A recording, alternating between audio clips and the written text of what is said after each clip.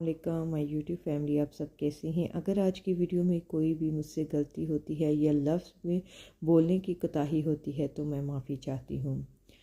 सब्र की ताकत और आजमाइश में साबित कदम कैसे रहें, आएँ आज इसको जानते हैं। ज़िंदगी में मुश्किलात, परेशानी और आजमाइश आती रहती हैं, लेकिन इनका सामना सब्र के साथ करना एक मोमिन मुसलमान की पहचान है। कुरान व हदीस में सब्र को बेहद फजीलत बयान की गई है और हमें सिखाया गया है कि आजमाइश के वक़्त घबराने के बजाय सब्र और इस्तिकामत इख्तियार करनी चाहिए। अब हम सब्र की अहमियत जो है वो कुरान की रोशनी में देख लेते हैं। अल्लाह ताला ने कुरान पाक में बेशुमार मकामात पर सब्र करने वालों के लिए खुशखबरी दी है, जिसमें नंबर 1 है अल्लाह की मदद सब्र के साथ है। जैसे कि कुरान मजीद में इरशाद है, ईमान वालों सब्र और नमाज के ज़रिए अल्लाह से मदद मांगो, बेशक सब्र करने वालों के साथ है। दूसरी जगह में इरशाद है, जन्नत सब्र करने वालों के लिए। यही वो लोग हैं जिन्हें इनके लिए सब्र के बदले जन्नत और रेशमी लिबास दिए जाएंगे। तीसरी जगह इरशाद है कि बेशक अल्लाह ताला सब्र करने वालों से मोहब्बत करता है। इन सभी को देखा जाए तो अल्लाह दुनिया व आखिरत में सब्र करने वालों को बेशक तो रहमतों से नवाजता है। अब जब हम हदीस के बारे में बात कर ले तो नबी करीम सल्लल्लाहु अलैहि वसल्लम ने भी सब्र की फजीलत बयान फरमाई है। मोमिन का हर हाल में भला है, अगर इसे खुशी मिले तो शुक्र करता है, ये इसके लिए बेहतर है, और अगर इसे कोई तकलीफ़ पेश आए तो उस पर साबित कदम रहे तो ये भी इसके लिए बेहतर है।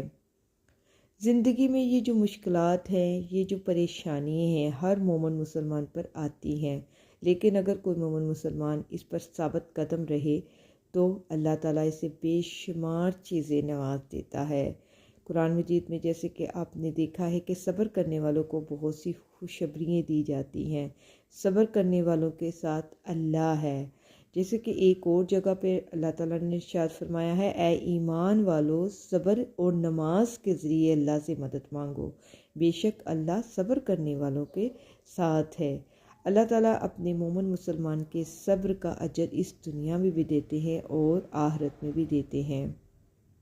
अगर आप पर आजमाइश आ जाती है, अल्लाह की मोहब्बत और कुर्बत हासिल करने का भी एक ज़रिया होता है, और हर मुसीबत में कोई ना कोई आपको पता है हिकमत होती है। अल्लाह के ज़िक्र में अपनी ज़िंदगी बना ले। सब्र करने वालों के लिए इस्तग़फ़ार, दुरूद शरीफ, अल्लाह ताला के ज़िक्र, जब भी आपको कोई परेशानी आती है ना तो आप सब्र किया करें और अल्लाह के प्यारे प्यारे नामों को पुकार कर अल्लाह से मदद मांगा करें।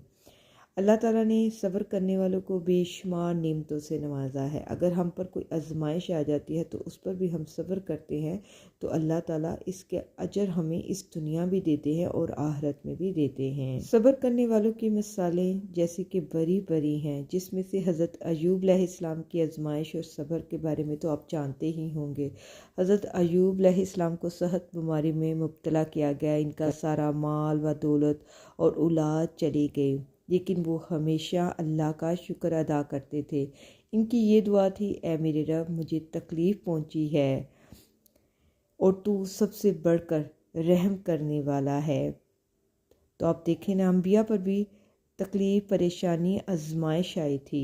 उसके बाद अगर हम बात कर ले अपने नबी करीम सल्लल्लाहु अलैहि वसल्लम की, तो उनकी ज़िंदगी भी सब्र की मिसालों से बड़ी परी है।